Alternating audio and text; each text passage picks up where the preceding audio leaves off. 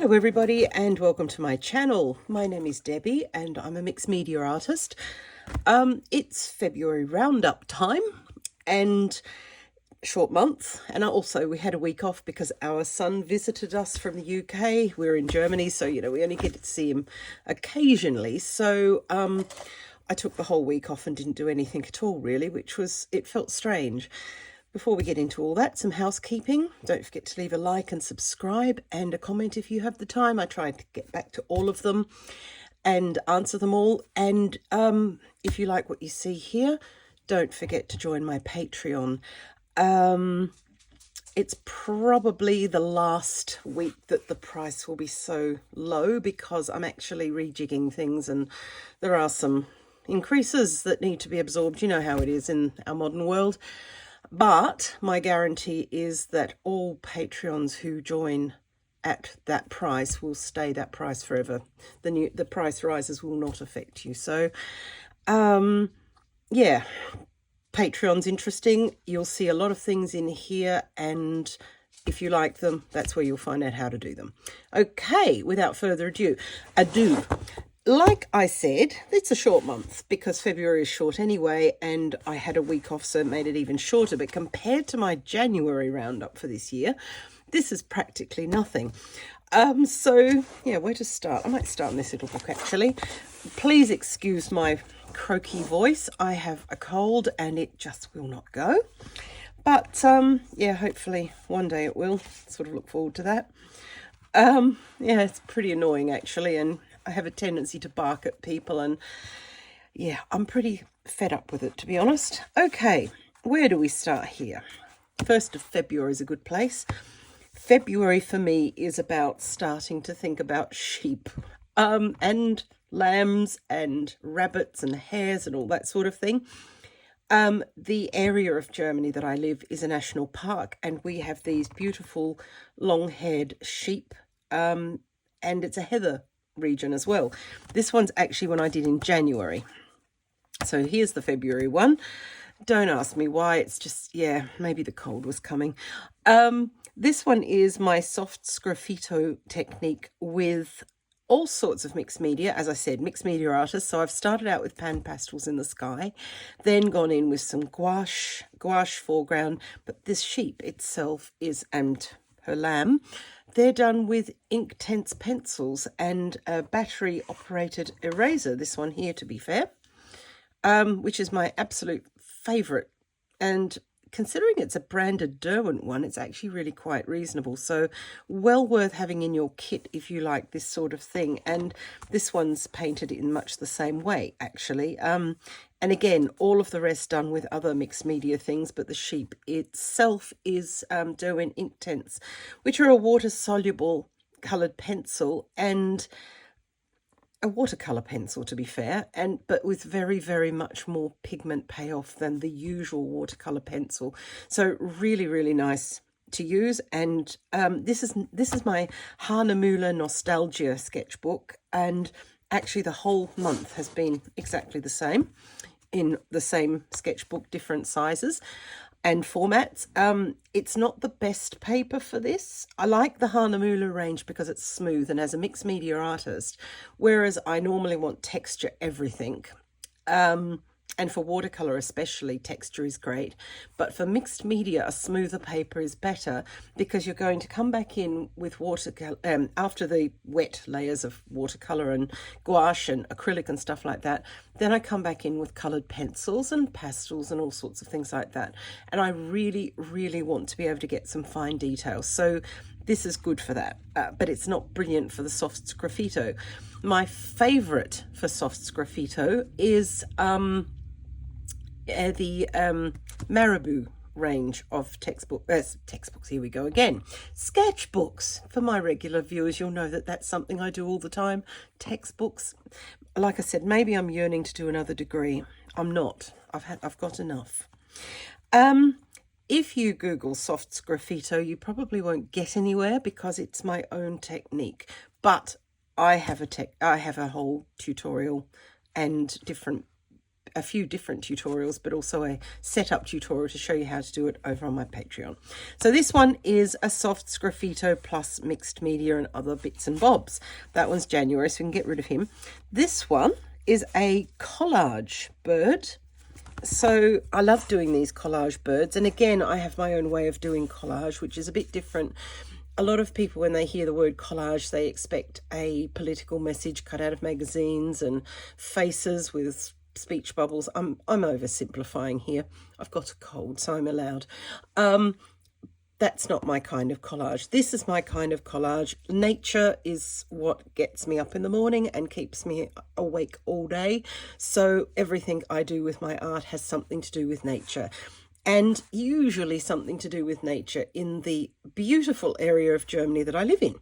So this one is a jelly print background and then a collaged bird over the top. The branch is also collage, bit of coloured pencil there, different things. But I love this is pan pastel on the jelly plate actually, which again, my own technique. You know where to find them, the tutorials. This is just lots and lots of coloured papers, which I then cut up to construct the bird, and then I'll finish off with some coloured pencils and other bits and pieces like that. My favourite technique. I feel it really it adds something, and I like that in comparison. I like it against the jelly print background too, which to me looks like an old cracked photograph, which is what I was going for. So hopefully it does. So that was the 2nd of February. These are not in any order. They're in the order I find them. So yeah, we'll see how we go. But so far in order, having said that. 3rd of February, inks and pan pastels, just experimenting with the colours. Again, a scene from our local area here. I love this antelope brown FW ink. Can I grab it? Oh my god, I got it first time, so that was meant to be. It's a De La Rowney FW acrylic ink, and it's one of my favourite things. I mean, honestly, if this ever goes missing, I'll need therapy. It's a brown, but it looks like a green, and it's also a gold. It's amazing. So layers and layers and layers and layers of wintry sort of trees. We've got lots of what's called Mischwald here in our area, and that means it's a mixture of trees basically. The main ones being some conifers and evergreens and birches, and then of course the heath, which is purple, that in the August, but the rest of the year it at the moment it looks like this. And I love the way this particular brown goes with purple and magenta pan pastel for the sky. So it makes it, even though it's winter, I like my winter scenery to be quite warm tones, which is weird because it still looks like winter and it still looks cold. So if you're experimenting and you're not very happy with your winter sketches, try introducing more warm tones into it, because it can make a difference. Like I said, it'll still look cold. And pan pastel for the sky is an amazingly atmospheric effect that you can get with that, because again, it looks icy cold. That sky is as cold as cold. You know there's going to be a frost tonight. But I've got all this warmth as well. And I even do this with snow pictures, you know, for pictures on snow. I'll still have lots and lots of warmth in the pictures, which it speaks to me somehow about how I feel about winter. Being February, everybody was doing snowdrops, but so I thought, you know what, I'm going to do another collage with a jelly plate background. And what I love about this is I love the texture you can get with the jelly plate, but I don't make endless collage papers, because I did start that when I first got my jelly plate, and I ended up with about what felt like 40,000 collage papers, which 8 years after I'm still trying to use, but I've found a way to use them for collage. That works. Originally, I bought my jelly plate because I make cards as well, and I wanted to get all these lovely textural backgrounds, and I thought, you know, this could work. And indeed it does, but it was a limited interest for me. I really want, I'm sorry if you hear a cat in the background, it's the master of the universe giving his opinion. Yeah, I got sick of it. and I couldn't use all the papers. So what I've done is mostly you'll see my work with landscapes and bits and bobs. There's a few coming. There are a few coming. But it also makes a really nice textured background for collage. And being snowdrop month, I have used my watercolours to make the jug paper here. You can see the granulating effect. Those are Schminker watercolours, the ones that I said a couple of videos ago. I said, you know, there were some things that I regretted buying, and Schminker watercolours, unfortunately, I'm just not using them. So I don't want to give up, so I'm making myself use them. But what I did here to create these textures on the jelly plate, which was really interesting, was to have a nice open texture of the light green paint. But then when that was dry, fill in the back with pan pastel, which means that you get a twofer, and then sort of the rest of the layers, and print. And you get a nice 2-for-1 sort of thing here that looks blended together quite well. And like I said, Schminker watercolour for the jug, and also for the bits and bobs here. Actually, I think, no, I tell a lie. There's gouache here. These are gouache for the snowdrops, and also, and I reckon this was Derwent Inktense pencil. Again, just to prepare the papers and get everything ready. But, you know, this is my idea of how I do collage. And I like the idea of having them going over the edge of here. Love the edge around that you can see that it's printed. And I find that, you know, obviously somebody has thought this through, because the jelly plates fit the particular sketchbooks perfectly.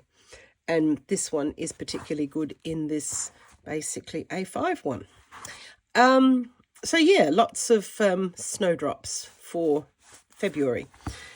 Off to Sweden for the 4th. Actually, I did these both on the 4th of February. That was obviously nothing much was happening, or I didn't have anything to do, or more likely I was avoiding something that I should have been doing and decided to do this instead. That would be much closer to the truth.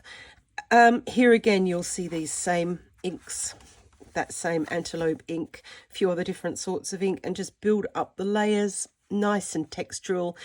And I found, as my regular viewers will know, I found my dad's dip pens from the 1970s. He was a draftsman in the 70s, and I found his dip pens and some nibs that were still absolutely great. So I've been using them with my lighter coloured acrylic inks to put texture and trees through the darker bits, and a bit of grass here. Beautiful, love them.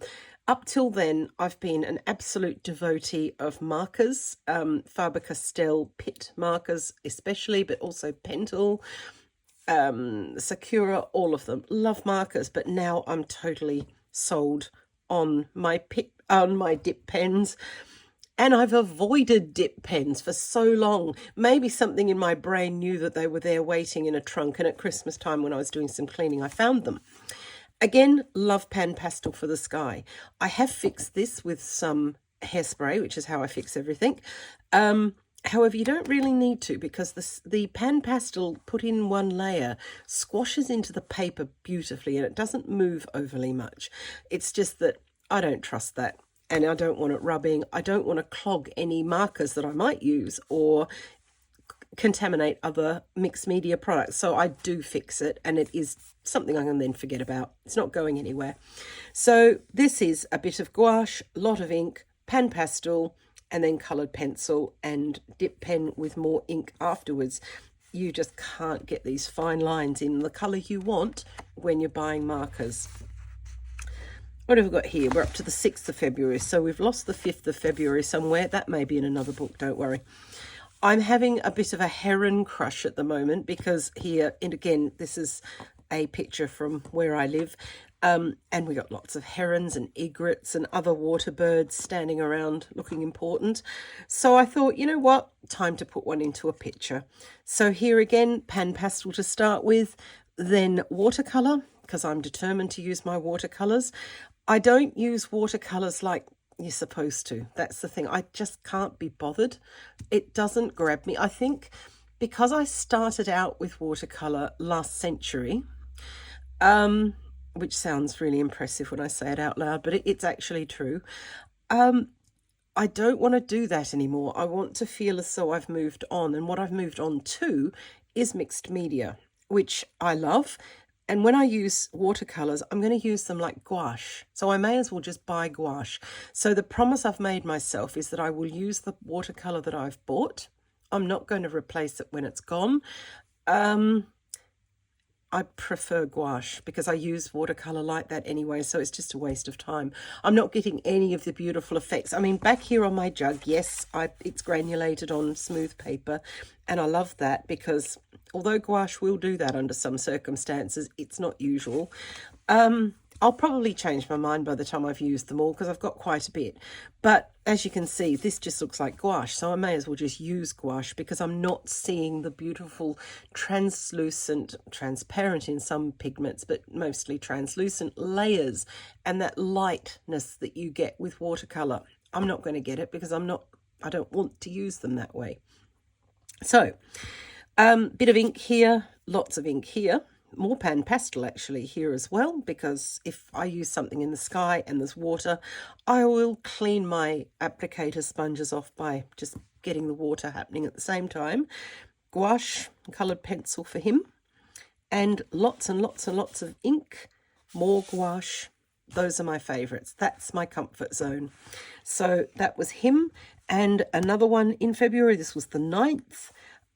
Again, same colour ink. This is this same antelope brown ink. It's kind of like, it's like a Mars black pencil. You know that it can be purple, it can be dark brown, it can be blackish. Derwent Light Fast Forest is another one. Please excuse me. I wondered how long that would last. I've got water at the ready. But this antelope brown is another one of those things that you buy the ink and you've got about 4 or 5 different colours depending on what you put it with and how you dilute it and all these things. Excuse me. So this one is the antelope brown ink and then some forest, Derwent Light Fast Forest green pencil to go in to make the deeper colours, and then some more inks over the top. Little bit of brown actually, or is it a grey? I want to know, this is Raw and Klingner Bister. That's right, I remember this one now. This is fabulous ink, and as you can see by the size of the bottle, it's massive and not incredibly expensive. It's a German Raw and Klingner one, and Bister is a very dark brown, which makes perfect trees and extensions. I start off with gouache with these trees, but then as it goes out towards the terminal twigs and branches, I'll swap to an ink and the dip pen because then I can make them as fine as fine. Same with the background trees, and then lighter warm grey, and I've got, what have I got here? This one is a portrait pink, which you think, well, pink has no place in the landscape. Oh, it does. It's kind of, probably at one point would have been called a flesh tone because a lot of things were. That's gradually changing, but some of these pinks and things like that through here is this colour. Really nice neutral to have in your kit. A warm grey and a beige. You'd think, how boring can you get? Actually, you'll use them more than you think. I've used them in every single picture you've seen so far, except for the snowdrops. This is a picture up on the moors where we live, 19th of February. So like I said, I do tend to swap around a bit. As the month progresses, I will go from, I'll say, right, I want to use this sketchbook. No, I want to do something different. So I need the small one or I need the big one, whatever. So that's why the dates jump about. Then I'll go off piste and say, right, I want to do a couple of prints on just paper. Not in the sketchbook. So, that's why the dates are all over the place. This is a picture of the moors at the moment, the heathland where I live in northern Germany. Like I said, evergreen trees, birches. This is this same antelope brown. It's green here, and it's brown when I've used it down here. Pan pastel sky, loving those. Again, that coldness that you get from the pan pastel sky, and lots of layers to make the little sheep shed here. And what I was wanting to do here purely for the sake of meditation was to paint a whole foreground with absolutely nothing in it, so I could concentrate on the textures. So I started out with pan pastel, then added ink and gouache over the top of that. Bit of acrylic gouache as well, and then some pen work, and I think there's some coloured pencil. Yeah, I can see some coloured pencil in there as well. Just glazed with a coloured pencil. Caran d'Ache green ochre is my favourite for that. It kind of marries well with the green of this. Can I just grab one? I bet I can't. Oh, I bet I can. It's in my small pencil collection. This is where they go when they're getting to the point. This is the colour, which it just marries so beautifully with what is supposed to be brown. And if they're short, I can use them on their side to just glaze over the top of the... I don't know if you can pick that up and hear that, but there's texture there. And this grabs it and glazes it beautifully. So between that one and my green, my forest pencil from Derwent Lightfast, I can't sort of do without those. Again, I've used forest to deepen all of these areas here. I'm hoping there's not too much glare. Do shout at the screen if there is, and that's it for this. That's the end of that book.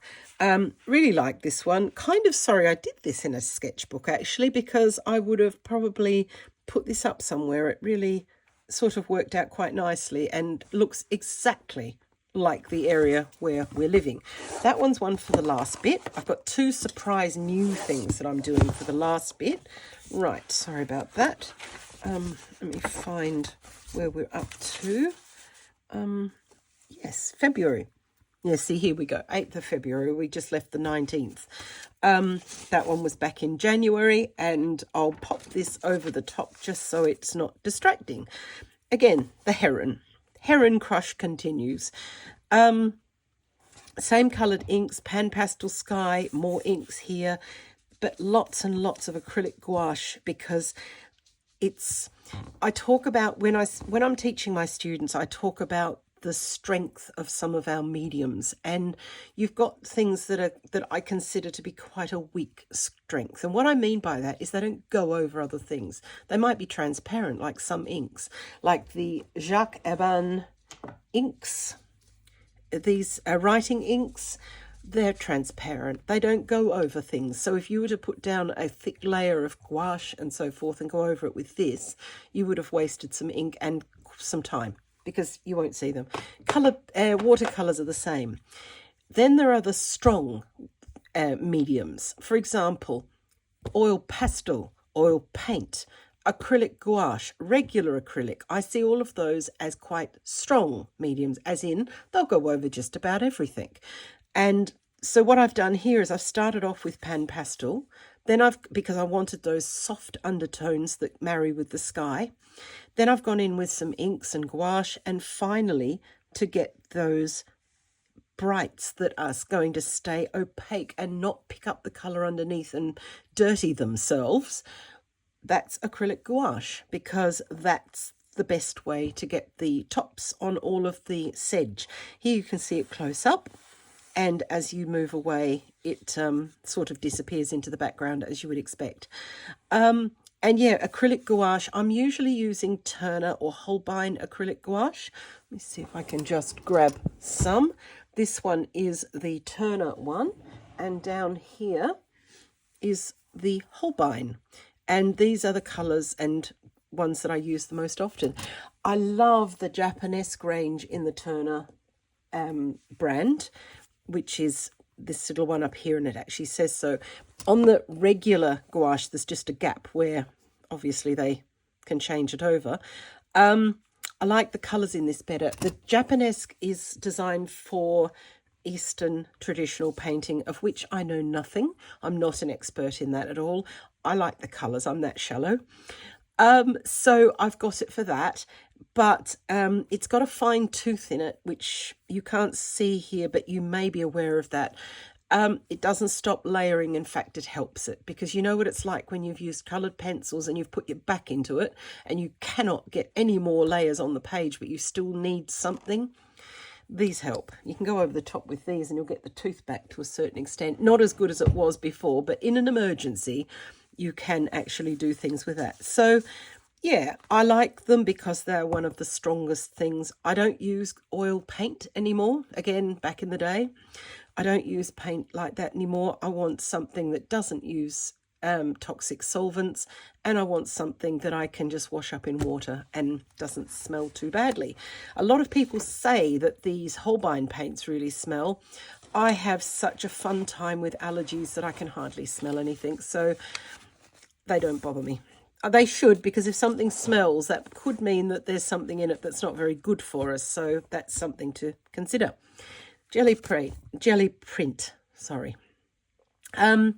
Venice, and just a fun print, 22nd of February, like I said, all over the place. Really enjoyed doing this one. Started out with pan pastel, but you can sort of see that quality. There's a lot of texture here on the buildings. The buildings are half pan pastel and half acrylic gouache. So where you can see this sort of very, very frank texture, that's acrylic gouache. And this that looks more like a fresco, as somebody pointed out to me. One of my Patreons said it looks like fresco painting, and it really, really does. And yeah, so I'm using that. Thank you very much. I won't name you in case that's not what you want, but yeah, you'll know who you are when you hear this. Here again on the sky, pan pastel here in the water, and it gives that lovely dreamy softness. And then you've got this very, very old worn look from the acrylic gouache, which is just a perfect pull for this sort of thing. I've added some details here, like there's some bricks over the top of it, and otherwise just texture with coloured pencils. And my watercolour markers, Albrecht Dürer by Faber-Castell watercolour markers. That one's Warm Grey 4, which is my absolute favourite. A little bit of pen nib work here with some light inks. I've just bought some really nice white ones, actually, and I've done a comparison for my Patreons with those to which of the whites that I like best, and they are lovely, because getting a white that will go over everything and stay bright white, and like I said, not pick up the colours underneath and dirty itself by becoming muddy. And there were, I did a deep dive of the white inks, and in the comparison video, I don't know when it's going to be out in comparison to this one, so if you're looking for that one, just give us a shout if you can't find it and I'll let you know. It was a bit of a surprise, actually. So, yeah, this here is a bit of mess from the plate. I don't clean the jelly plate in between pulls, because you can get some really nice surprises.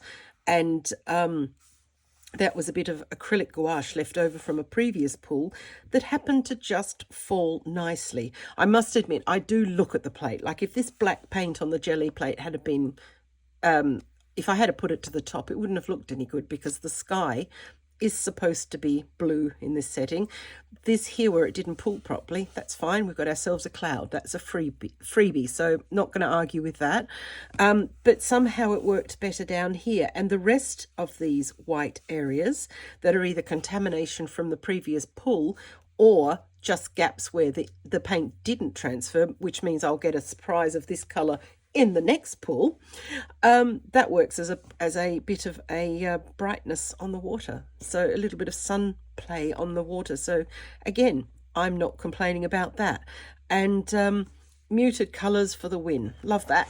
So yeah, this was 25th of February I was working on. Again, it's just a local scene, pan pastel, but I wanted to do a different coloured sky, and the diarylide yellow and neutral grey work very well together for a nice, really, really moody sky. It's going to rain. I'm pretty sure it's going to rain.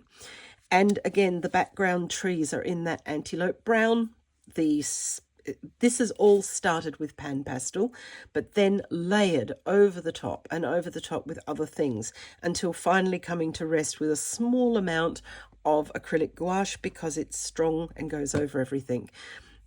Gouache, traditional gouache trees, just a complete absolute mixture. And some light coloured inks here. That's that portrait pink that I showed you before. Let me just hold that up to the camera a little bit so you can see the fence there.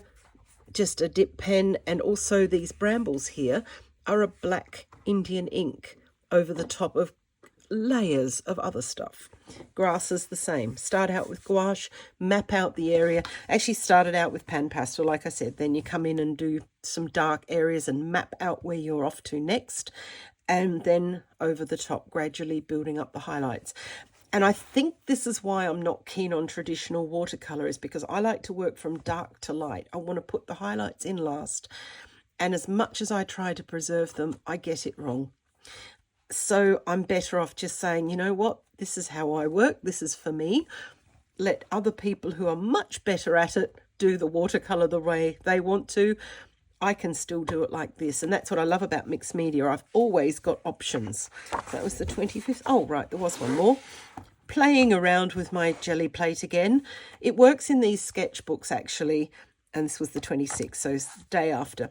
It really works in these sketchbooks to do any sort of proper painting on the nice bit, because you might have little details, and keep the prints and the collages for the left-hand side. Excuse me. The thing about being in control of the camera, gosh, I'm so sick of this. Thank you for listening. Rant over. This started out as pan pastel on the jelly plate, all of the coloured cottages, bit of leftover pull from the Venetian print, actually, where these colours are, would have been, oh, right here. So I turned it upside down. So they've come out here on the cottage, which worked. Loving these stone walls at the moment with just blobs of colour, and then going back with my dip pen and India ink and picking out the rocks and so forth. Can you see that? I'm thinking about glare and what have you. I used a mask for the moon, and the rest comes in then with coloured pencil, but a lot of these are pan pastel first, and this was pan pastel over the paint residue, and then coming in with coloured pencils just to detail it, and then inks and what have you. And then it occurred to me that at this time of the night it might be a time when cats are going home to roost.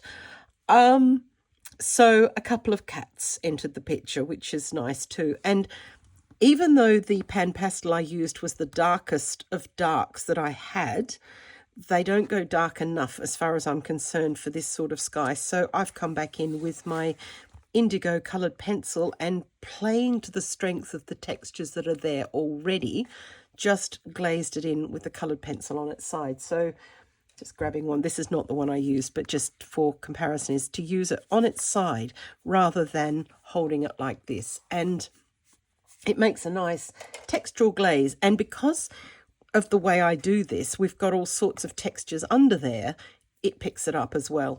And it preserves these whites that didn't pull properly. And again, they'll be saved for the next one. So that's the 26th of February for that book. And then we've got this one. I don't think there's a lot in here. In fact, no. There's actually more than I thought. I've started using this one just on that side. And again, I'll put some collages down here, or else just play around, because it occurred to me that if they're working out particularly well, then I can just very carefully cut them out if I want to have them and put them up somewhere. This one, excuse me, is mostly pan pastel. This was a tutorial for my Patreons where I showed them how to use a mask, and that's how you get the moon to glow. And in particular here, what I did for them is I took a photo of this with all the lights off in the room. So it was pitch black dark, and my camera's particularly good at picking up in darkness. It has a very good night vision camera, so it really, really glowed, and it looks fabulous. So yeah, I put that into the uploads with the tutorial. But the point was to use a mask when you're jelly printing a landscape or a seascape. So this one had a couple for the rocks and the moon and things like that. And then use, I love, again, this fresco look. Yes, it is. And the texture of acrylic gouache, then bits and bobs, and then coming along, again, meditation. What I did was I came along here and sat down and looked at all the different random marks and decided what was going to be a rock. Some of them were obvious because I'd masked this one, this one, this one, I think that one, and I want to say that one as well, but I can't remember. I'll have to watch the video. I mask all of that off, but then I go in around all these others, and it might be this was part of that, and then this one was part of something else, but you could see a fairly good indication that it was meant to be a rock by itself, and keep going like that. And it's just amazing. Time just flies. I did get my maulers in the middle here and put a fingerprint on the plate. Oh well, at least I know it's mine. Nothing better as a signature than a fingerprint, is there? Again, here, this was a new plate, and that was the other thing, and I mentioned this in the tutorial, was how to deal with a new plate, because it didn't play nice. And I tell you what, stink. It was amazing. If I can smell it, it must be amazing.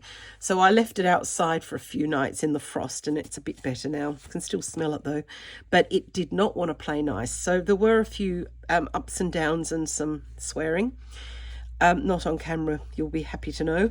But again, a little inlet with the sea, and it was great because really relaxing, nothing stressy, apart from the fact it was a new plate, nothing stressy, really lovely. But yeah, you want to see the moon glow. Oh, this is another tutorial for my Patreons. One lady had wanted a misty morning, and I thought, right, okay, that is, I love it when I can be so, someone who wants something and it can be so easily done. It's always worth doing if you can. So this was again from my area here in Germany, and again, part of the tutorial was the misty morning, and part of it was the foregrounds with nothing in it. It might sound silly for an artist to say, I've painted this and it's got nothing in it. What I mean by that is no focal point, no obvious focal point to say, oh, right, okay, you like that tree and that's why you painted it. No, the tree's off to the side. These are all in the background. There's nothing actually here. And that happens sometimes. So it's really nice to know how to get these textures in so that you can fill the space and have it all look quite normal and reasonable.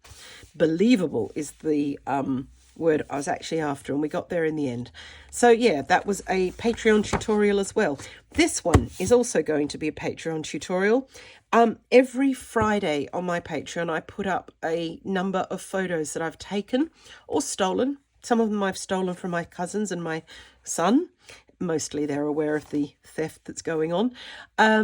This was one I took myself, and it is a windmill from a different angle to usual, as you can see. So I'm going to actually turn this into a tutorial. I haven't yet, but I will, because what's interesting is how to simplify technology. But anyway, as I was saying, I do take 5 or 6, sometimes 6, but usually 5 Friday photos, and it's a feature on my Patreon because not everybody lives in an area where you can look out the window and everything's gorgeous. Sometimes you just need that little bit of extra inspiration, and that's what they're for. So because I take them, I can say what their use is, and they're for my Patreons to paint from, and this was one of them.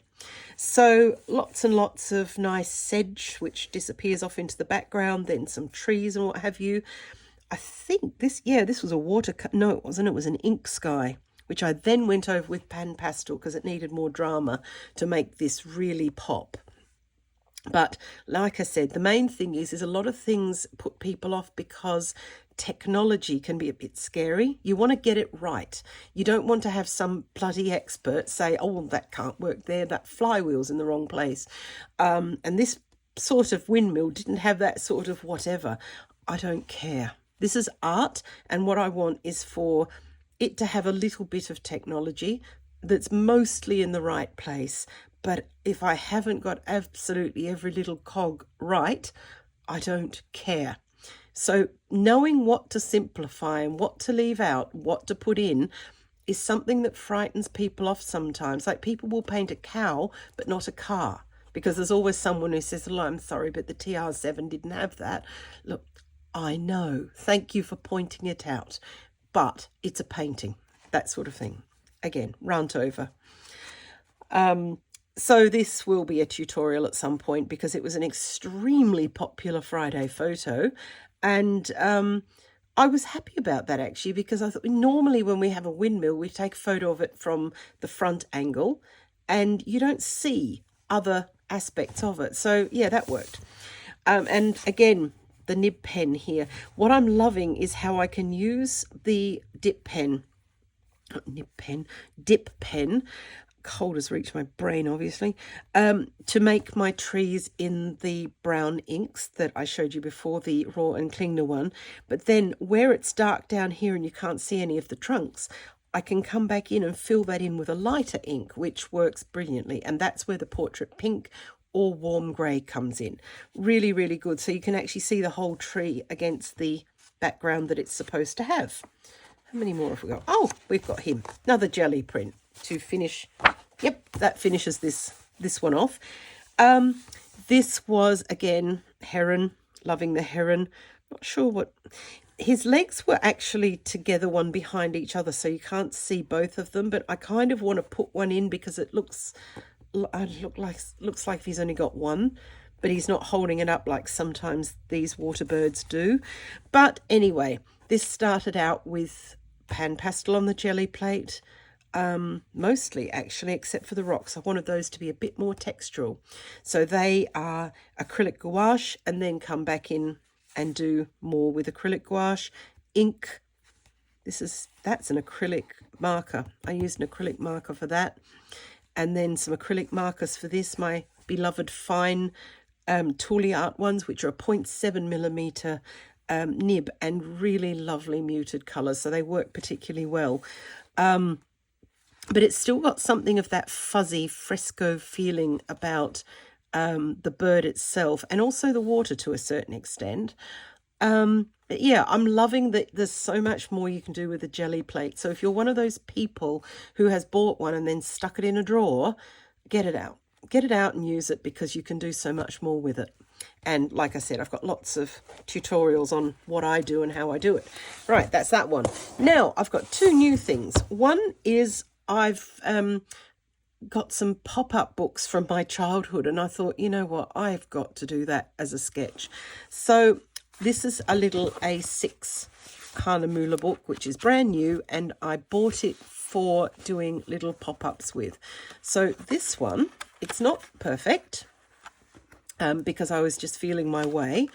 For example, I would have liked this to be a lot higher, but if it is, it's got to be to the point where it's not going to stick out when you shut the book. So you've got to do some measuring and some maths with this. It's got a little box at the back and also a tab, which will bring it all up at the same time. But when viewed, let me see, am I right here? I think, yeah, that's about right. When viewed like that, you sort of get an idea of 3D depth of a little inlet.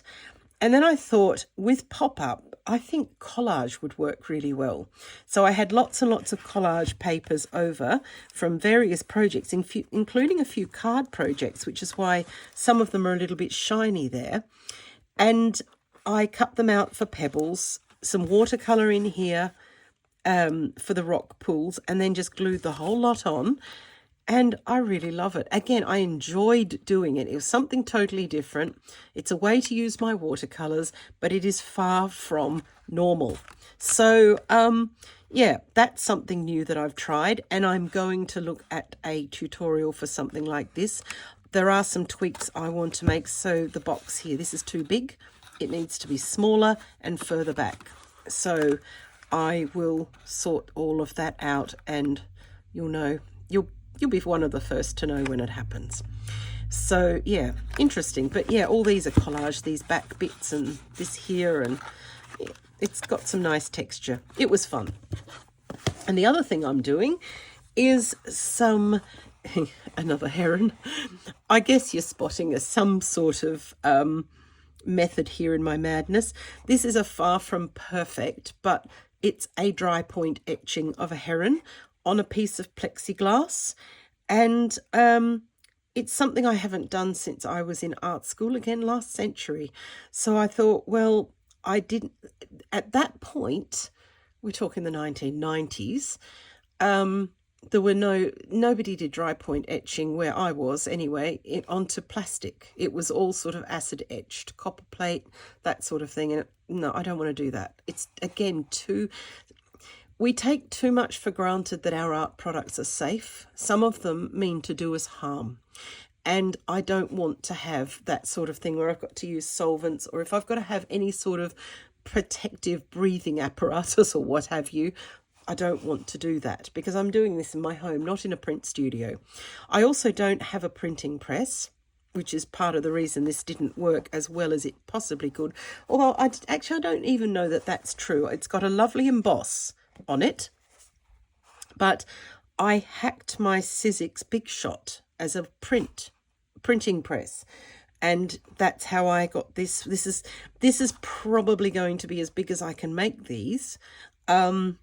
Would have been nice if I had got a bit central as well, but like I said, it's it was just having a go, and it's one of one because I've got some others, but this is not designed for the open market yet. I'm just playing with textures. I've also discovered a few other bits and pieces that I've used here that don't seem to be usual, so I'll see if they actually work by doing them again, and if I can replicate them, then we can talk about them. But no, I really, really enjoyed it. I've tried Collage a bit. I don't mind it, but no, this intaglio dry point etching on plastic, Renlon plastic, was really enjoyable. And this is a big enough picture to work on my Sizzix Big Shot. I would like a big Sizzix Pro or something, which is still cheaper than a printing press of the same size, but I don't think you can get them anymore. And then of course there's the plates and so no, I think I'll have to be happy with this one. But no, I am happy actually, and I'm looking forward to doing more of these because this is something very, very new. But it came into February. I'm a bit of a messy printer, I'm afraid. That will have to change if I ever do anything seriously. But yeah, it's been a while and it was nice to revisit it. And that's what I love about art is it's never finished until you're finished doing it, you know. So something that I did now nearly 35 years ago, I can pick it up and do it again differently. And I like the fact that this was all a lot safer. The inks have changed I grew up in Australia, so basically where I was there, it was done a certain way. Here now I live in modern Europe and it's done totally different. And we've got all sorts of different things that we can use, which are much, much less toxic, less washing up, less solvent use. It's all brilliant. So I'm going to do some more of these at some point, but that was a fun end to February. And speaking of, that is the end of February. Thank you so much for watching. Like I said, don't forget to leave a like and subscribe. And if you like what you saw, come and visit me on Patreon and you can see some of the tutorials you've seen. They're actually there right now. Other promised ones, they will happen soon. But do take advantage of the lower price point, because as soon as I get to it and can actually get things organized, probably when I'm rid of this cold, the price does have to change. So but that will lock you in forever on that lower one, and it's a significantly lower one as well. Okay, having said that, have a great weekend, and I hope you get some art time in. Thank you so much for staying with me, and I will see you again next week. Bye for now. Bye.